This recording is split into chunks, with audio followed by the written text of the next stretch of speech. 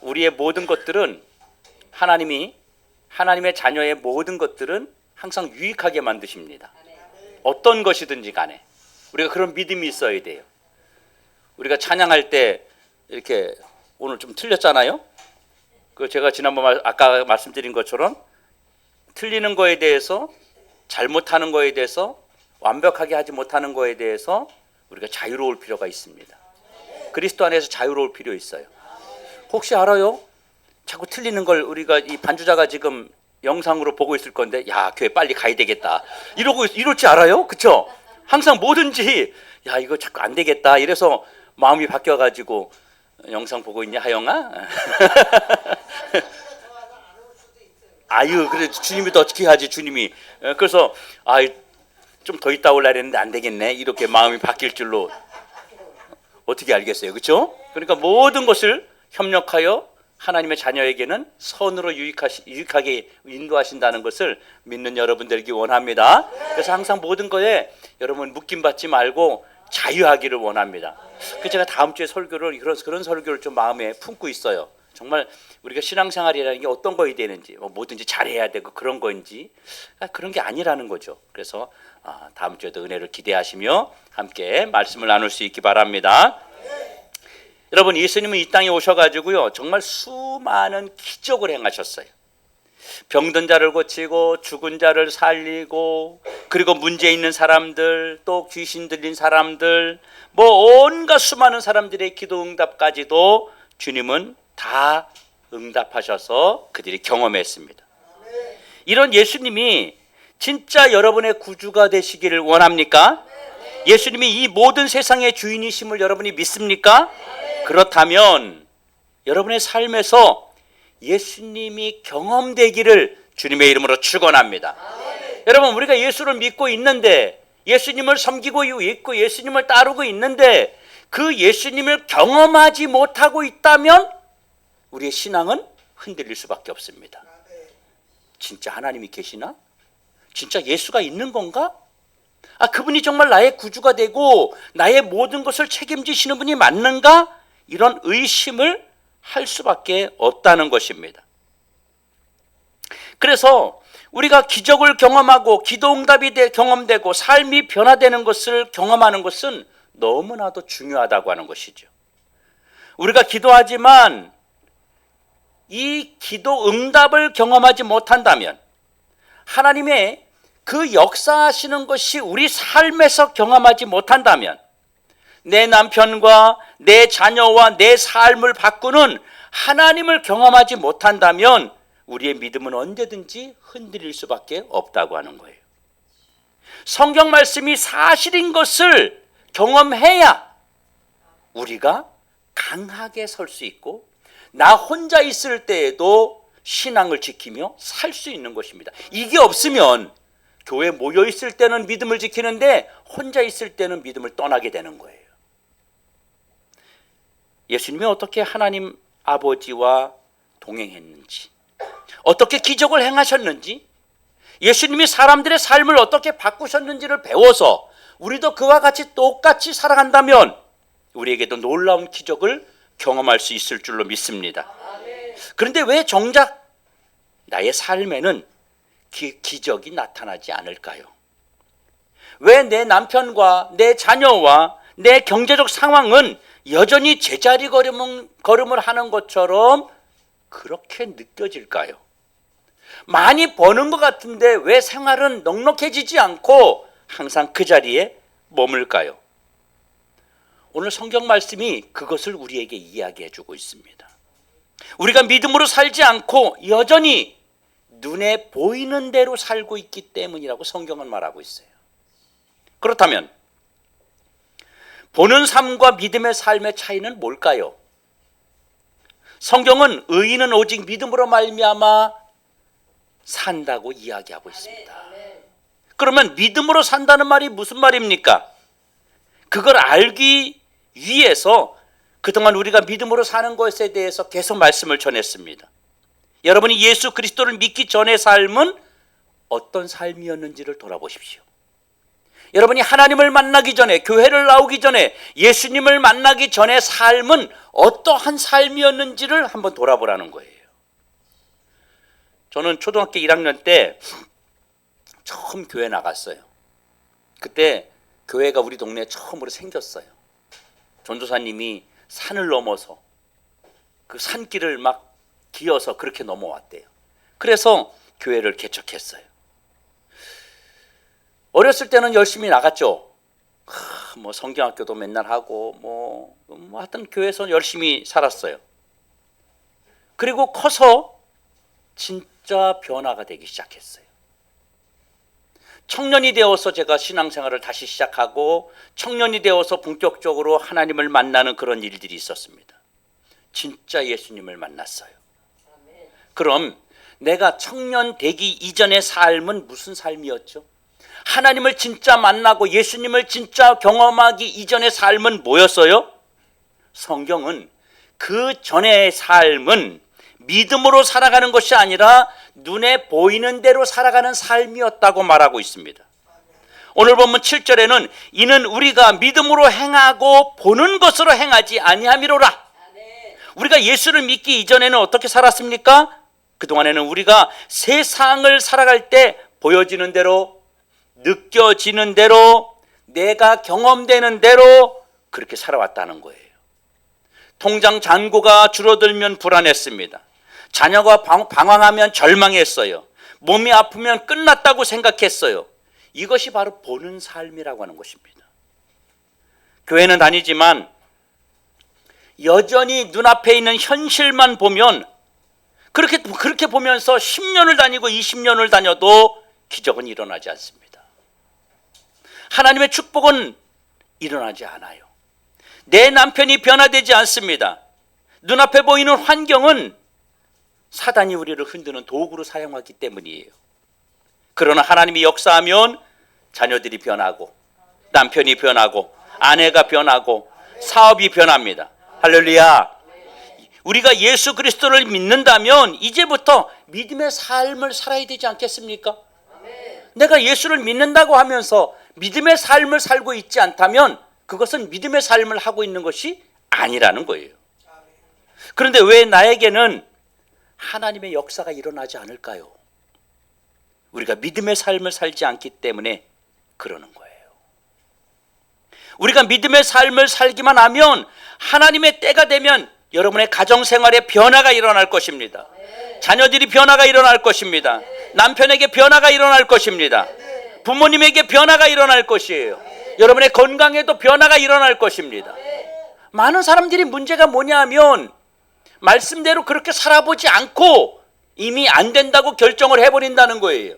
내 남편은 안 돼, 내 아내는 안 돼, 내 자식은 안 돼, 내 질병은 안 돼 라고 이미 결단을 내려버린다는 거예요. 그건 믿음의 삶이 아니죠. 본인이 믿지 않고서는 역사하지 않는다는 거예요. 하나님이 없다는 거예요. 기적이 없다는 거예요. 절대 그렇지 않습니다.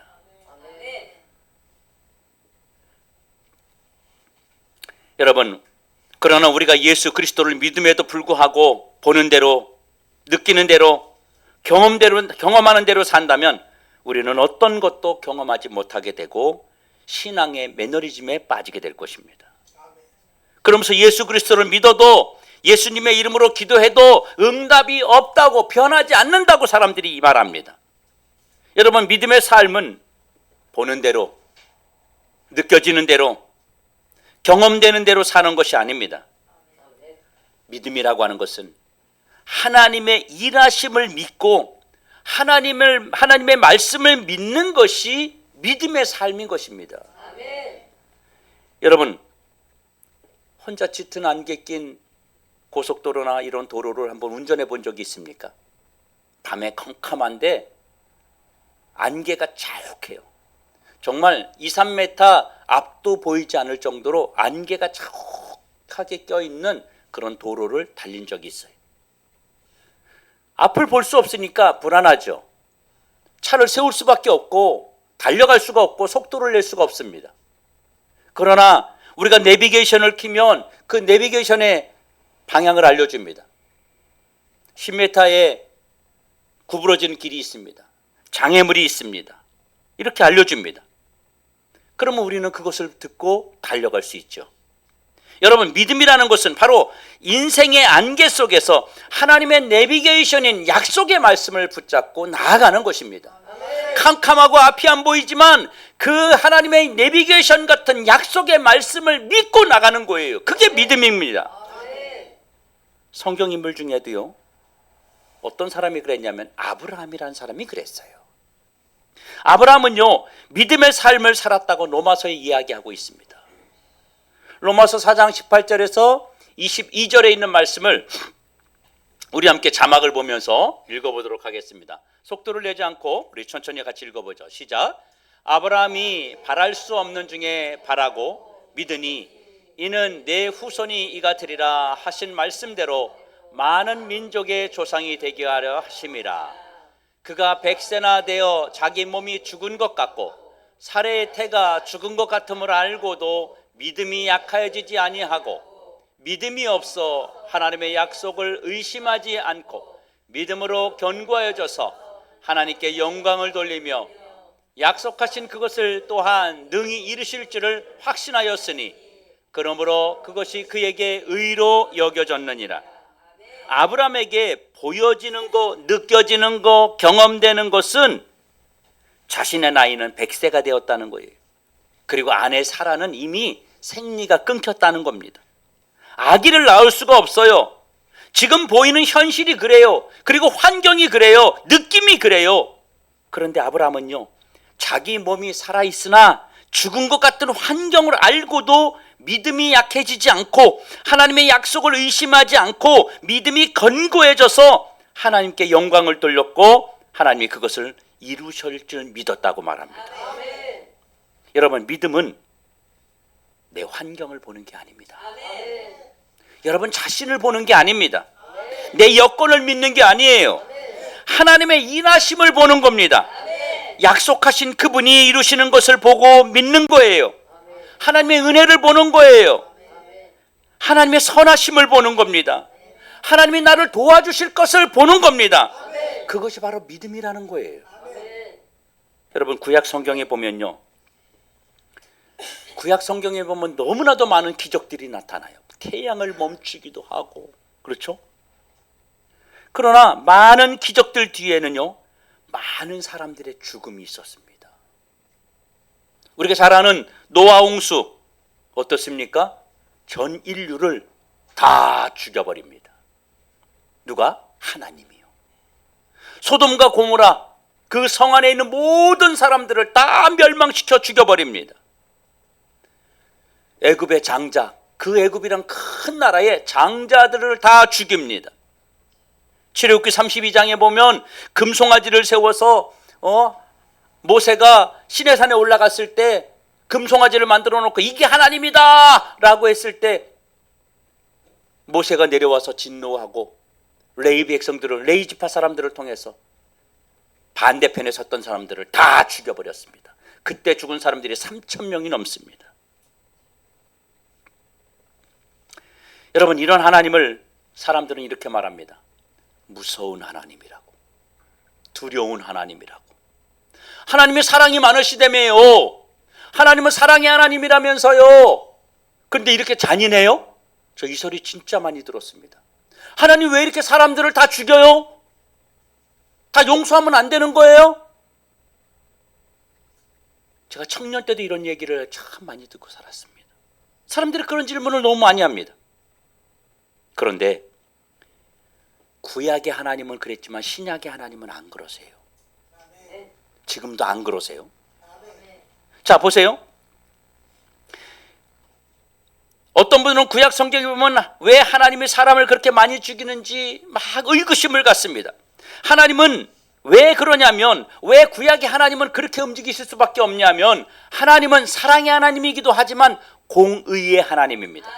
잘못했을 때는 벌을 주고 잘했을 때는 상을 주는 그런 공의의 하나님이에요. 누구를 편애하거나 누가 더 이쁘다고 해서 좀 그를 더 용서해주고 누구는 미우니까 조금만 잘못해도 막 때리고 그런 분이 아니라는 거예요. 하나님은 죄를 그냥 놔둘 수 없는 공의의 하나님이에요. 하나님은 사랑의 하나님만이 아니라 공의의 하나님도 되시는 겁니다. 그런데 신약에 오면요, 완전히 하나님이 달라져요. 하나님은 우리에게 은혜를 베풀어요. 긍휼을 베풉니다. 우리의 죄를 용서해 주십니다. 우리의 허물을 다 덮어 주십니다.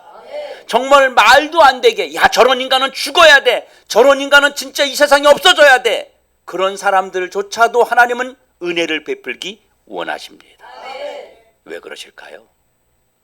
왜 똑같은 하나님인데, 구약의 하나님도 그 하나님이고 신약의 하나님도 그 하나님인데 도대체 왜 그럴까요? 왜 다를까요? 이유가 있습니다. 바로 하나님이 하나님의 공의를 예수 그리스도에게 다 쏟아버리셨기 때문입니다. 하나님의 모든 진노를 우리에게 쏟지 아니하고 신약시대의 사람에게 쏟지 아니하고 예수에게 다 쏟아버렸기 때문입니다. 그래서 예수님은 하나님의 진노를 받고 하나님의 공의 때문에 우리의 죄와 모든 허물을 짊어지고 십자가에서 죽으셨던 것입니다. 하나님의 모든 공의가 예수 그리스도에게 내려졌기 때문입니다. 하나님의 모든 심판과 하나님의 진노가 예수 그리스도에게 다 내려진 것입니다. 예수님이 우리 대신 모든 심판을 받으셨기 때문에 이제 우리가 받아야 되는 하나님의 공의와 진노는 없어지고 우리에게 뭐만 남느냐면 하나님의 긍휼과 하나님의 자비만, 은혜만 우리에게 남아있는 것입니다. 여러분, 엄청난 교통범칙금이 나왔는데요, 누군가 그거 벌금을 내지 않으면 경찰관이 내 차의 번호판을 떼가고 내가 차량을 운행하지 못하도록 세울 것입니다.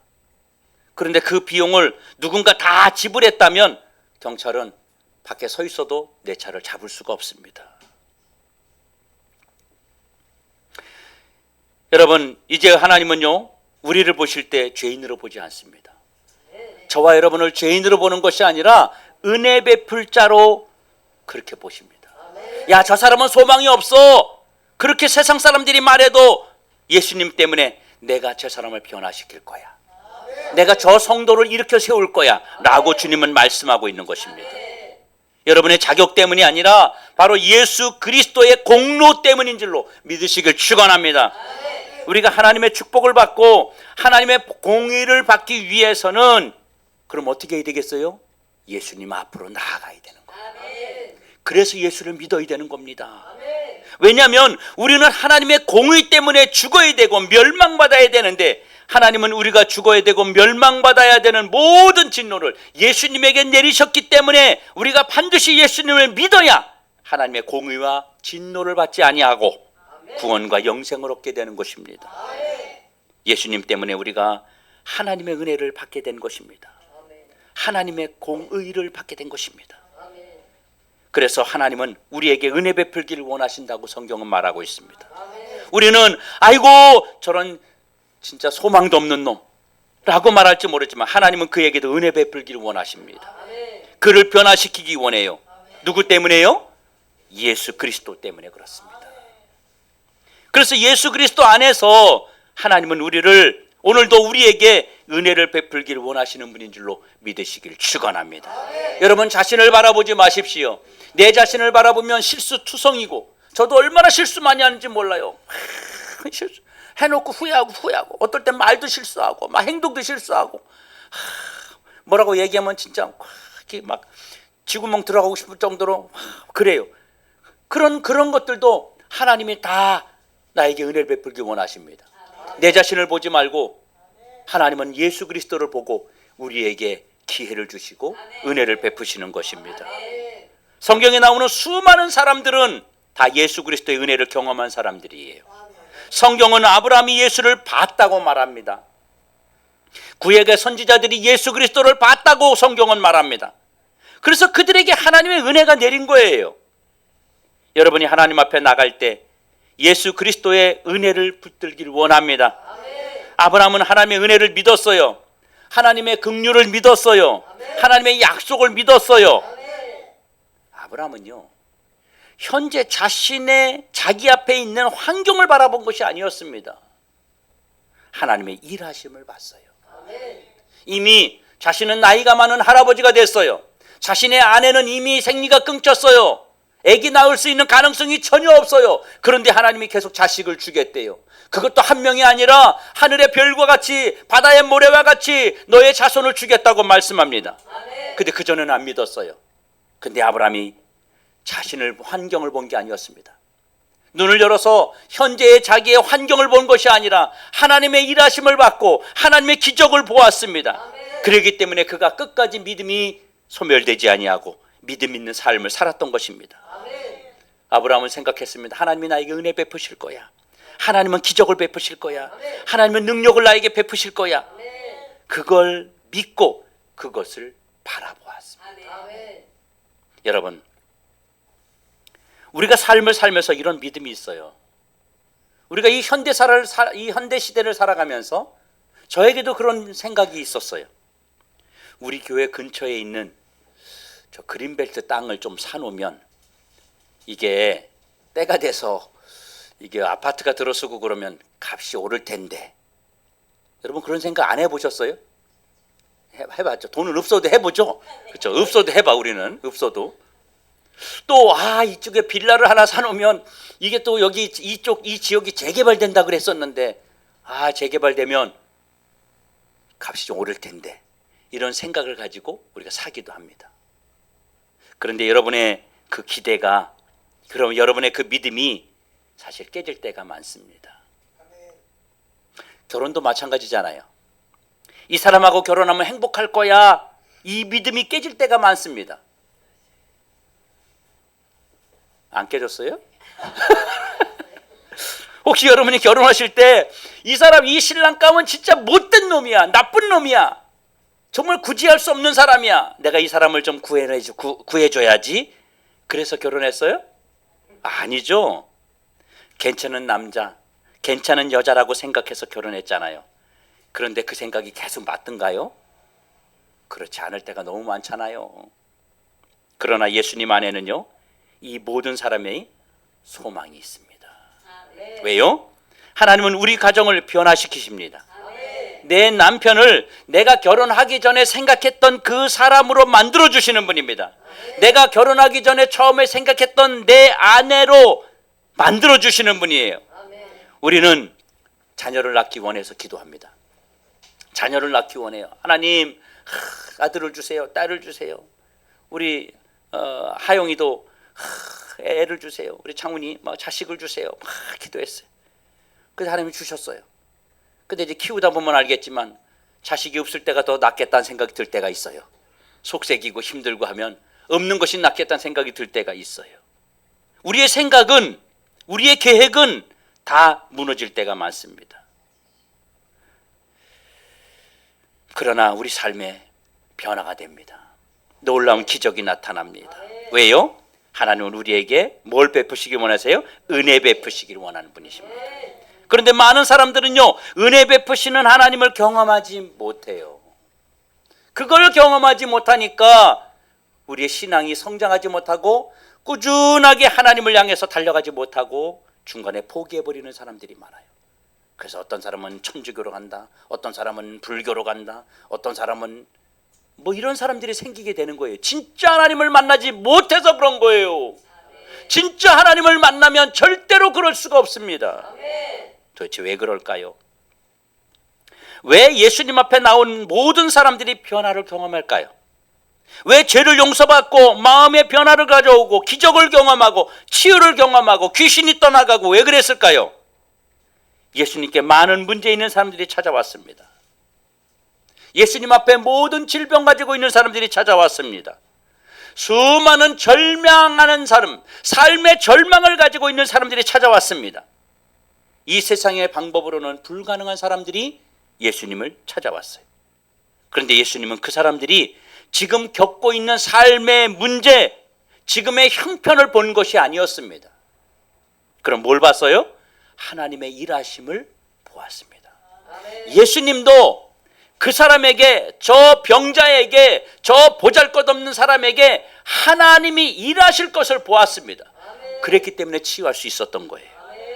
성경에 말씀하시는 하나님이 지금도 일하고 있음을 본 것입니다. 요한복음 5장 19절 말씀 같이 한번 읽어보겠습니다. 자막으로 보며 같이 한번 읽습니다. 시작. 그러므로 예수께서 그들에게 이르시되 내가 진실로 진실로 너에게 이르노니 아들이 아버지께서 하시는 일을 보지 않고는 아무것도 스스로 할 수 없나니 아버지께서 행하시는 그것을 아들도 그와 같이 행하느니라.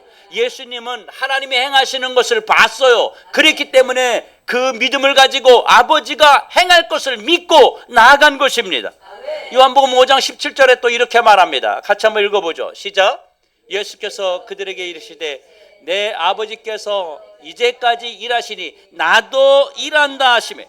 아버지께서 언제까지 일한다고요? 지금도 일하고 있다는 거예요. 지금도 기적을 베풀고 있다는 것입니다.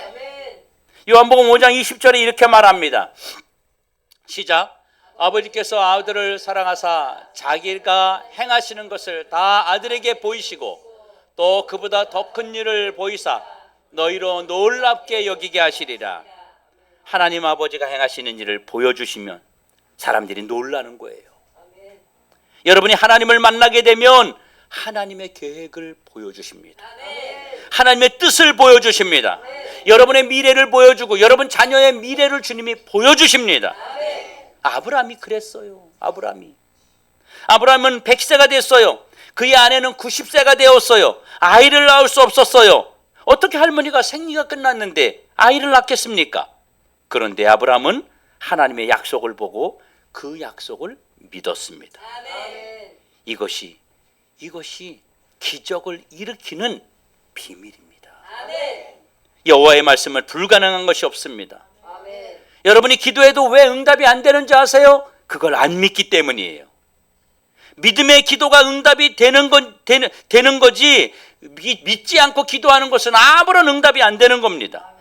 여러분이 믿음의 기도를 하실 수 있기를 예수님의 이름으로 축원합니다. 그럼 믿음의 기도는 어떻게 하는 것이죠? 믿음의 기도는 어떤 걸까요? 현실을 보고 현실을 느끼고 현실을 믿는 게 아닙니다. 하나님의 약속을 믿고 하나님의 말씀을 보고 하나님의 일하심을 보는 것이 믿는 것입니다. 보이는 현실을 보고 있는, 그리고 보이는 현실을 믿는 게 아니라 하나님의 약속을 보고 하나님의 약속을 믿었기 때문에 아브라함에게 기적이 일어났던 것입니다. 여러분, 사람은 사람을 변화시키지 못해요.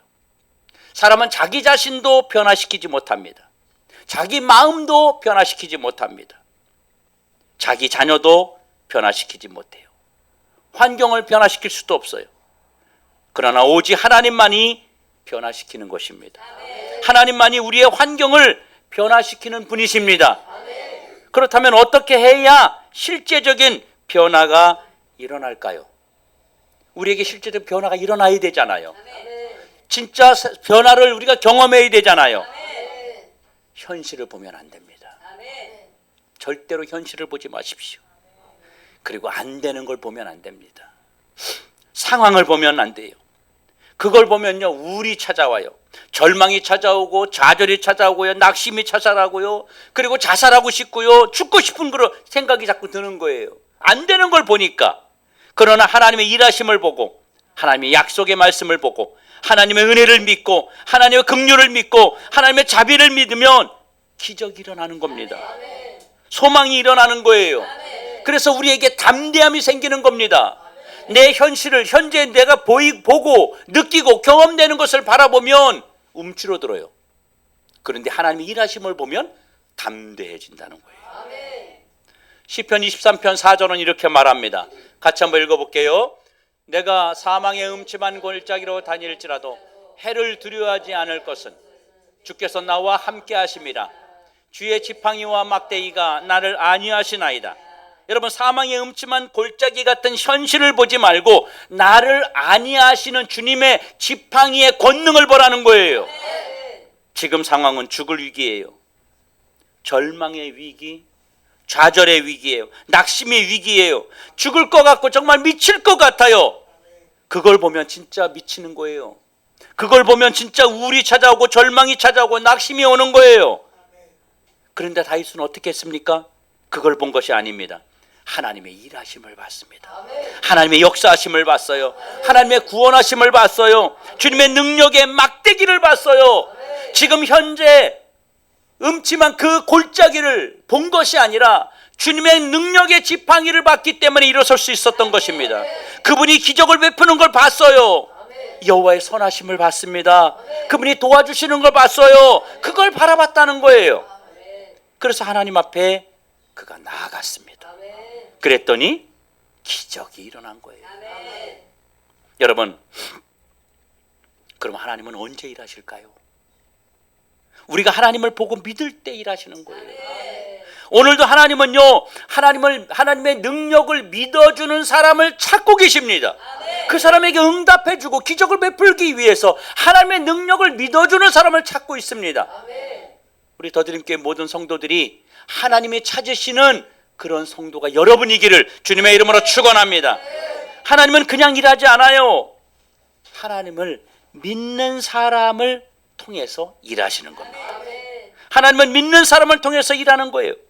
여러분이 하나님을 믿기를 원합니다. 여러분이 하나님의 일하심을 보기를 원합니다. 그러면 여러분 가정에 변화가 나타날 겁니다. 기적이 나타날 거예요. 저도 예전에는 그랬어요. 처음에 우리 개척했을 때요, 생개척이라 그래. 생개척. 우리 가족밖에 없었어. 그걸 생개척이라 그래. 목사님들이 나 생개척했어 이래요. 아무도 도와주는 사람 없었어요. 아무도 없었어요. 우리 가족, 우리 어진이 그때 초등학교 1학년인가 그랬어요. 그 조그만 애하고 뭐 이렇게 있었어요. 그 같이 있을 때 그냥 우리 성도들 없고 그랬는데 시간이 지났는데 성도들이 막 부흥하는 거예요. 막 오는 거예요. 그래서 지금보다 훨씬 많았습니다.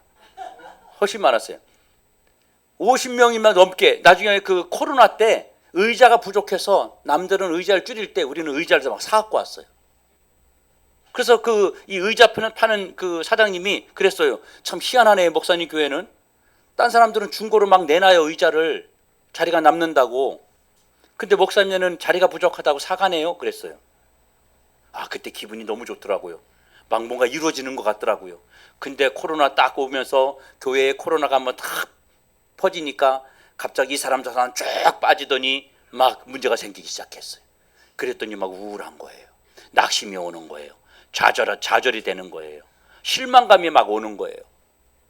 그래서 막 비전도 없어지고 꿈도 없어지고 야 어떡하냐 이러고만 있는 거예요. 여러분도 그러지 않습니까? 무슨 좋은 일 있으면은 막 금방 될 것 같다가 뭐 또 금방 안 좋은 일이 막히고 그러면 또 금방 막 좌절했다가 그러지 않습니까? 근데 지금은 제가 그러지 않아요.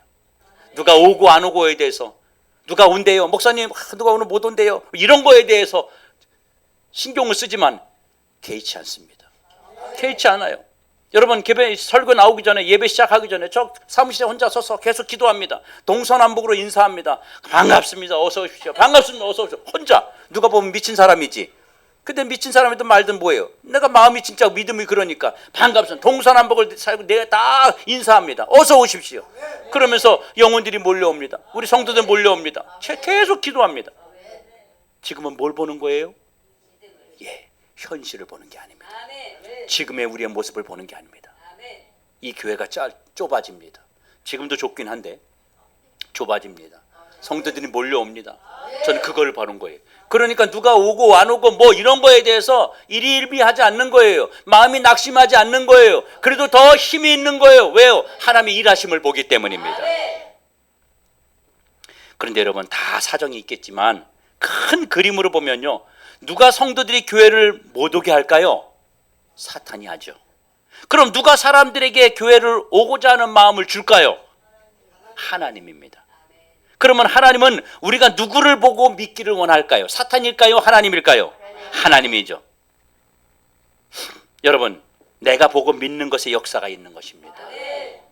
내가 하나님의 일하심을 보고 하나님의 역사하심을 믿으면 하나님이 나를 통해서 일하시는 거예요. 나에게 기적이 일어날 것입니다. 그러나 내가 계속 사단이 일하는 것을 보고 두려워하고 사단이 일하는 것 때문에 절망하고 낙심하고, 그러면 내 안에 사단이 일하고 내 안에 조울증이 오고 우울증이 오고 두려움이 오고 걱정이 오고 근심이 올 것입니다. 사탄이 일하는 것을 보면 그렇습니다. 그러나 여러분이 하나님의 일하심을 볼 때 그때 하나님이 일하기 시작하는 거예요. 내가 하나님의 일하심을 보고 선포할 때 하나님이 기적을 베푸시는 것입니다. 여러분 생각해 보세요. 하나님 나는 믿습니다. 계속 하나님 일하실 거 믿습니다. 그런데 하나님이 나 믿지 마. 제발 좀 믿지 마. 부담돼. 그러겠냐고. 아니 그러겠어요? 아니죠. 절대 그럴 리 없죠. 나 하나님 알고 주신 우리 교회 부흥하게 되고 내 문제 해결되고 뭐 이런 거 안 믿어. 내 자식 변하고 내 남편 변하고 나 안 믿어. 근데 하나님 변화시켜 줄까요? 아닙니다. 절대 그럴 리 없습니다. 내가 무엇을 보고 무엇을 믿느냐의 차이입니다. 사랑하는 성도 여러분, 그동안 우리는 뭘 봤습니까? 환경을 보고 어려움을 보고 형편을 보고 사단이 일하는 것을 보고 우울이 오고 조울이 오고 기뻤다 슬펐다 막 했습니다. 그런데 보이지 않아도 느껴지지 않아도 오늘 하나님이 일하심을 보고 오늘 하나님이 역사하심을 보면 그때 하나님이 일하시는 거예요. 문제는요, 내가 하나님을 믿지 못하기 때문에 하나님이 일하실 수 없는 것입니다. 이게 진짜 비밀이에요. 정말 저 사람 변할까? 정말 내 남편이 변할까? 여러분 정말 그런 생각을 가지고 있으면 뭐 하겠어요? 자 보세요. 내 남편이 변할까? 이렇게 생각하고 있으면 어떻게 되겠어요? 내 행동이 어떻게 되겠습니까? 이미 포기했기 때문에 행동도 말도 막 나가게 돼요. 그런데 내가 그 사람에게 비전을 갖고 있으면 내 자녀와 내 직장과 내 환경에 내가 비전을 갖고 있으면 내 행동과 말이 달라지는 것입니다. 그분이 하나님께 돌이키기를 원하십니다. 남편이 자식이 변화된 모습을 꿈꾸고 변화된 모습을 봤더니 하나님이 일하는 거예요. 그리고 변화된 모습처럼 그렇게 대해 주세요. 아이고 인간아 이러지 말고, 어휴 저 인간 저거 저 화상 저 이러지 말고 변합니다. 당신 변할 거야. 당신 변할 거야. 당신 주님 앞에 올 거야. 너 아들 너도 변할 거야. 여러분 그렇게 말하고 그렇게 대해 주세요. 그러면 그가 하나님의 역사하심으로 변하게 됩니다. 여러분 성경이 그렇게 얘기합니다. 하나님의 일하심을 보라고 말하는 거예요. 하나님의 일하심을 보고 하나님의 일하심을 믿을 때, 하나님의 역사하심을 믿을 때 기적이 일어난다는 겁니다. 마가복음 11장 23절에서 24절에 이렇게 말하고 있습니다. 같이 한번 읽겠습니다. 시작. 내가 진실로 너에게 이르노니 누구든지 이 산더러 들리어 바다에 던져지라 하며 그 말하는 것이 이루어질 줄 믿고 마음에 의심하지 아니하면 그대로 되리라. 기적은 상황이 바뀐 뒤에 감사하는 것이 아닙니다. 상황은 그대로여도 하나님이 바꾸실 것을 미리 보고 미리 감사하는 것입니다. 많은 사람들은 현실을 보고 상황을 봐요. 그러면서 고치라고 말해요. 야, 네 상황이 안 좋아. 너 형편이 안 좋아. 너 그래서 그러는 거야. 그럼 바꾸라고 말해요. 그런데 내가 바꿀 수 있을 것 같으면 진작 바꿨죠. 잘 됐겠죠. 내가 바꿀 수 없기 때문에 안 되는 거 아니겠습니까? 오늘 여러분 삶에 기적이 일어나길 원합니다. 변화가 일어나길 원합니다. 자녀들에게 변화가 일어나길 원합니까? 자녀들을 위해서 기도하세요. 그리고 명령하세요. 그리고 변화된 미래의 모습을 여러분이 보십시오. 하나님이 일하신 미래의 모습을 이미 보십시오. 믿음의 눈으로 보기를 원합니다. 우리는 보여지고 느껴지고 경험되는 거 바라보면 힘들어요. 현실을 바라보면 힘듭니다. 사람 몇 명 안 나오면 막 좌절되고 낙심됩니다. 그러지 마세요. 우리가 하나님의 일하심을 볼 때 여러분 힘이 나는 거예요. 사망의 음침한 골짜기, 절망, 좌절을 느끼면 그때 우리가 힘들어요. 그러나 하나님의 일하심을 보면 기적이 일어납니다. 하나님의 능력의 막대기가 일하는 거야. 지팡이가 일하는 거야. 예수 그리스도의 이름으로 내가 기도할 때 하나님이 일하실 거야. 여러분 그때 기적이 일어납니다. 하나님을 믿는 자 위에서 일하십니다. 그렇게 되기 원하십니까? 이번 한 주간 동안 여러분에게 혹시 속썩이는 남편, 속썩이는 아내, 속썩이는 자녀를 볼 때 비난의 말을 멈추십시오. 대신 눈을 감고 하나님이 변화시킨 그들의 미래를 보십시오. 그리고 상상하고 선포하십시오. 우리 아이는 하나님의 일꾼이 될 거다. 우리 가정의 경제적 문제는 해결될 거다. 회복될 거다. 여러분이 하나님의 일하심을 보고 믿을 때 하나님은 비로소 여러분을 통해서 기적을 베푸실 것입니다. 이 놀라운 변화의 주인공이 저와 여러분이 되기를 주의 이름으로 축원합니다.